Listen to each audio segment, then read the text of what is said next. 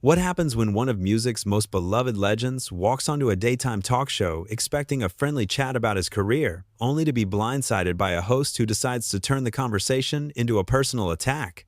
In just 46 seconds, what started as a pleasant interview transformed into one of the most shocking confrontations in British television history, and it would take only one comment, one unbelievably disrespectful remark, to send Paul McCartney storming off the Loose Women set, leaving the panel in complete chaos.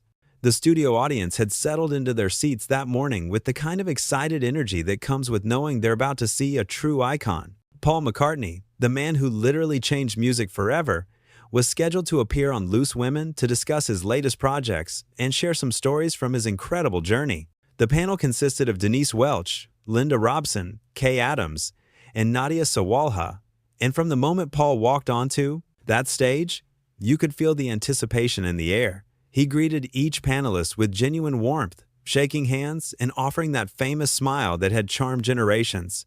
The audience erupted in applause.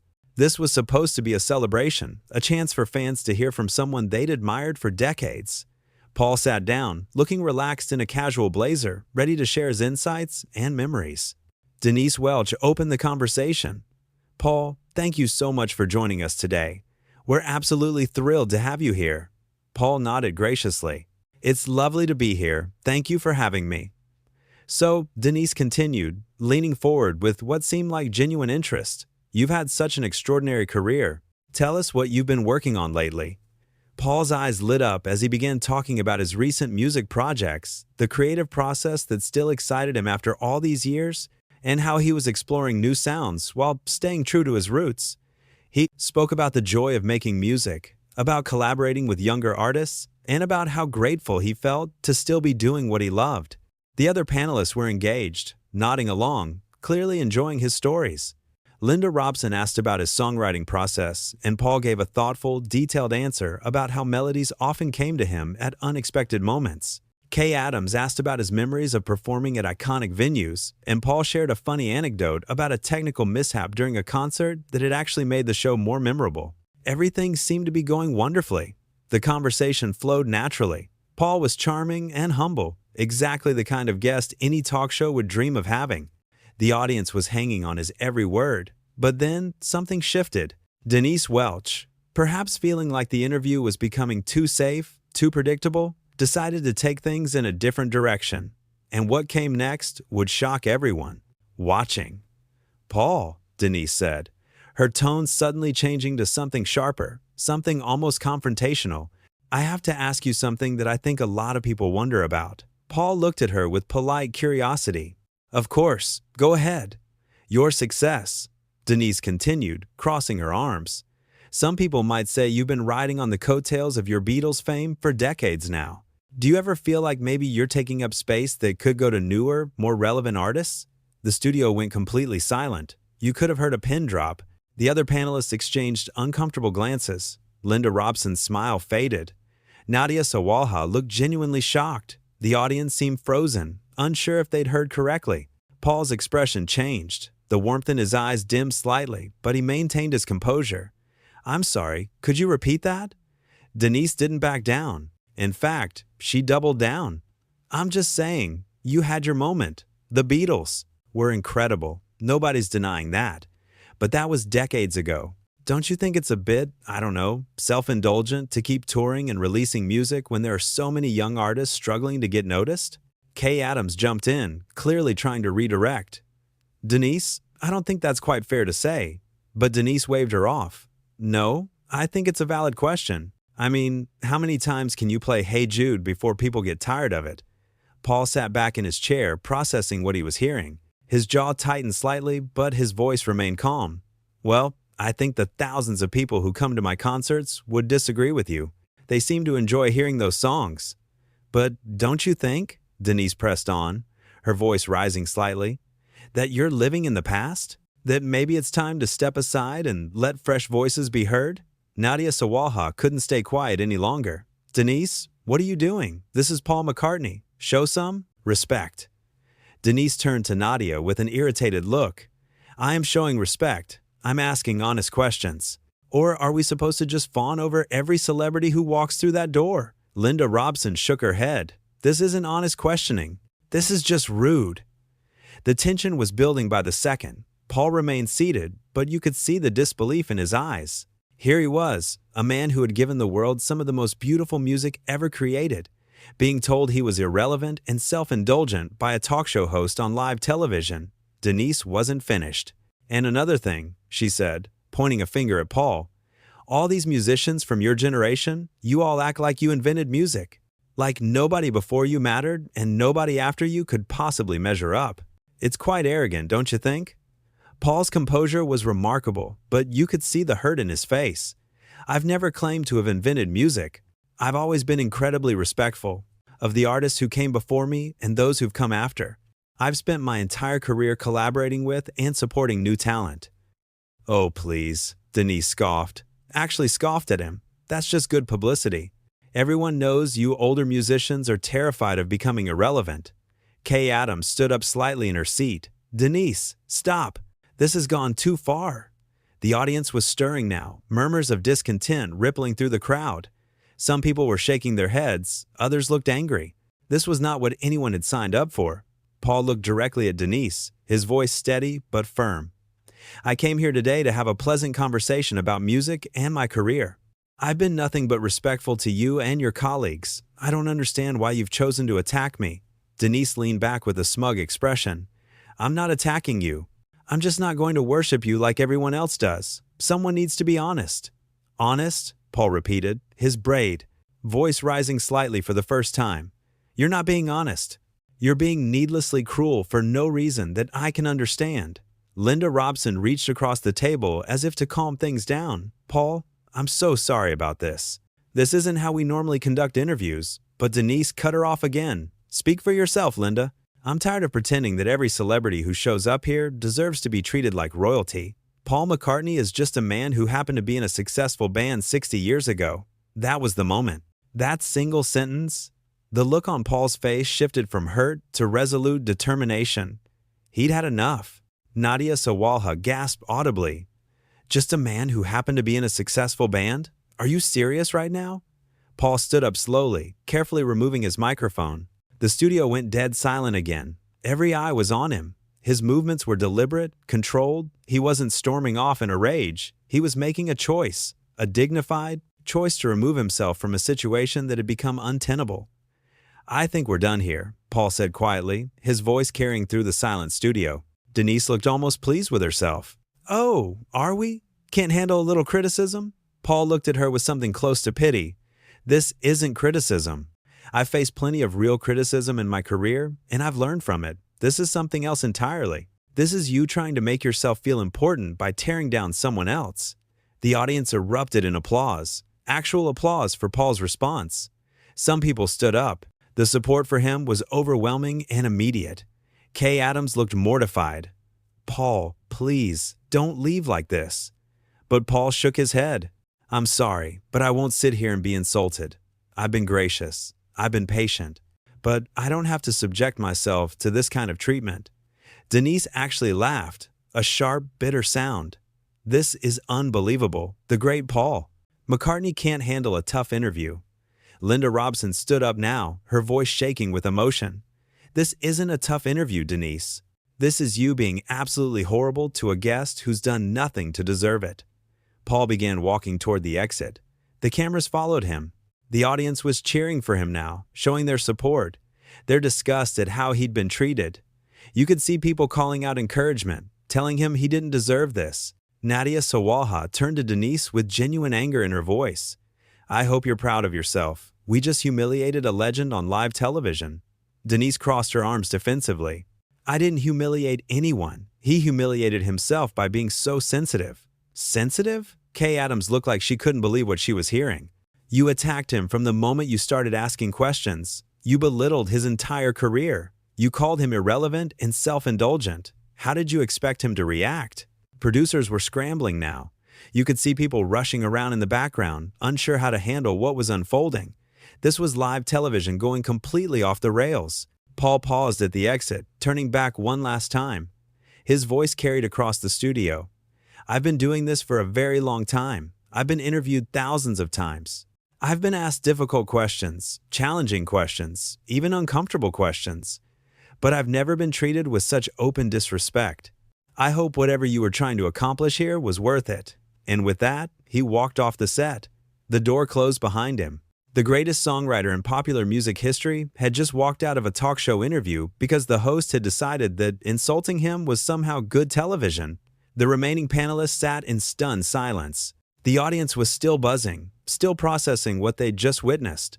Linda Robson had tears in her eyes. Nadia Sawalha looked furious. Kay Adams was shaking her head in disbelief. Denise, however, seemed almost triumphant. "Well," she said to the cameras, "I guess he couldn't handle a real conversation." "Are you joking right now?" Linda's voice cracked. "You just drove away one of the most important musicians in history because you decided to be cruel. There was no reason for any of that." Nadia leaned forward, speaking directly to the camera. "I want to apologize to Paul McCartney and to everyone watching. What just happened here was inexcusable. Our guest deserves so much better than this." Kay nodded in agreement. "Absolutely. Paul came here in good faith, ready to share his stories and his time with us, and instead he was attacked. I'm mortified." But Denise refused to back down. "Oh, come on. You're all acting like I committed some terrible crime. I asked questions that needed to be asked." "No," Linda said firmly. "You ask questions designed to hurt and belittle. There's a difference between challenging someone and being plain nasty, and you were nasty." The studio audience was getting restless now. Someone shouted from the crowd, "You should apologize." Others joined in, a chorus of voices defending Paul and condemning what they'd just witnessed. Denise looked around at the hostile room, perhaps finally realizing that she'd miscalculated badly. But instead of showing any remorse, she doubled down once more. "If people can't handle honest dialogue, that's their problem, not mine." Nadia stood up, removing her own microphone. "I can't be part of this. I'm sorry, but I can't sit here and pretend this is okay." She walked off the set as well, leaving Denise, Linda, and Kay behind. The cameras didn't know where to focus. The show was falling apart in real time. Linda was wiping her eyes. Kay was trying to figure out how to salvage something, anything, from this disaster. And Denise sat there, arms still crossed, looking defiant even as everything crumbled around her. From backstage, you could hear raised voices. Production staff arguing about what to do next. Someone was probably trying to convince Paul to come back, to finish the interview, but that was never going to happen. He'd made his decision, and it was the right one. Back on the panel, Linda tried to address the camera. "I think we need to take a break. This has gotten completely out of hand." But before they could cut away, Denise had to get one more word in. "All I'm saying is that celebrities need to be held accountable. They need to be questioned. They can't just expect everyone to bow down to them." Kay turned to her sharply. Holding someone accountable and treating them with basic human decency are not mutually exclusive. You can ask tough questions without being disrespectful. You can challenge someone without insulting them. What you did today was cross every line of professional conduct. The audience applauded again, this time for Kay's words. It was clear where everyone's sympathies lay. Paul McCartney, a man who'd given the world countless gifts through his music, had been mistreated on live television, and the people watching weren't having it. Linda spoke up again, her voice stronger now. "Paul McCartney has influenced generations of musicians. He's written songs that have brought joy to billions of people. He's used his platform for good, for charity, for positive change, and he walked onto this stage today expecting a respectful conversation. Instead, he got ambushed." Denise rolled her eyes. "Oh, here we go. Everyone defending the rich, famous musician. This has nothing to do with him being rich or famous," Kay shot back. "This has everything to do with treating another human being with basic respect, something you clearly forgot how to do." The tension between the panelists was now as thick as the tension had been with Paul. The show was eating itself alive. What should have been a highlight, a ratings bonanza with one of the biggest names in music, had turned into an embarrassing spectacle of unprofessionalism. From somewhere in the studio, a producer's voice called out, "We need to go to commercial." But Denise wasn't ready to stop. "I stand by everything I said. If Paul McCartney can't handle being questioned, that says more about him than it does about me." Linda looked at her with something close to pity now. "You really don't get it, do you? This isn't about him not being able to handle questions. This is about you being unnecessarily hostile to someone who did nothing to deserve it. You weren't questioning him. You were attacking him." The cameras finally cut away, but the damage was done. In living rooms across the country, people were picking up their phones, taking to social media, calling their friends. What they'd just witnessed was already becoming the talk of the nation. In the studio, as soon as the cameras stopped rolling, chaos erupted. Voices were raised, accusations flew. The remaining panelists were furious with Denise, and she continued to defend herself, insisting she'd done nothing wrong. Meanwhile, somewhere in the building, Paul McCartney was likely being escorted out by his team, his day completely derailed by an encounter he never could have anticipated. He'd walked in as a guest, ready to promote his work and share his passion for music. He'd walked out as the victim of one of the most bizarre and unnecessary confrontations in talk show history. The audience was still there, still processing, still talking among themselves about what they'd witnessed. Many of them had come hoping to see their hero, to hear his stories, to maybe even get a chance to meet him. Instead, they'd watched him be driven away by someone who seemed more interested in creating controversy than conducting a meaningful interview. Back in the studio proper, the argument continued. Kay was speaking in hushed but intense tones to Denise. Linda had her head in her hands. Production staff were scrambling to figure out how to continue the show, or whether they even should. Someone suggested bringing out the next scheduled guest, trying to move on as if nothing had happened. But how could they? How could anyone pretend that the show hadn't just imploded in spectacular fashion? Nadia, who had walked off in solidarity with Paul, was reportedly in her dressing room, still upset about what had transpired. She'd worked hard to build a reputation as a fair and thoughtful interviewer, and watching a colleague treat a guest so poorly had been too much for her to bear. The makeup artists, the stage managers, the camera operators, everyone who worked on that show was talking about what had happened. Some were angry, some were embarrassed, some were worried about the fallout that was surely coming. And through it all, Denise maintained her position. She refused to see what everyone else saw so clearly. She insisted she'd been doing her job, asking hard questions, refusing to engage in celebrity worship. But everyone else knew the truth. This hadn't been journalism. This hadn't been a tough but fair interview. This had been a talk show host deciding, for reasons no one could quite understand, to tear down a guest who had done absolutely nothing to deserve it. The makeup artist who had worked with Paul earlier said he'd been lovely, kind, and appreciative. The stage manager who'd shown him to his seat said he'd been gracious and friendly. Every single person who'd interacted with Paul McCartney that day had nothing but positive things to say about him, which made what happened next so much harder to understand. When the show came back from commercial, the panel was down to 3. Nadia hadn't returned. The atmosphere was tense and awkward. Linda and Kay tried their best to continue with the scheduled programming, but their hearts clearly weren't in it. Denise sat there, still defiant, still refusing to acknowledge any wrongdoing. They attempted to interview the next guest, but even that person seemed uncomfortable, clearly aware of what had just happened. The energy in the studio was completely off. What should have been a fun, lighthearted talk show had become something else entirely, something uncomfortable and sad. The audience wasn't engaged anymore. They were still thinking about Paul, still upset about how he'd been treated. Some people had actually left during the commercial break, unable to stomach watching any more of the show after what they'd witnessed. As the program limped toward its conclusion, it was clear that this would be remembered as one of the most disastrous episodes in the show's history.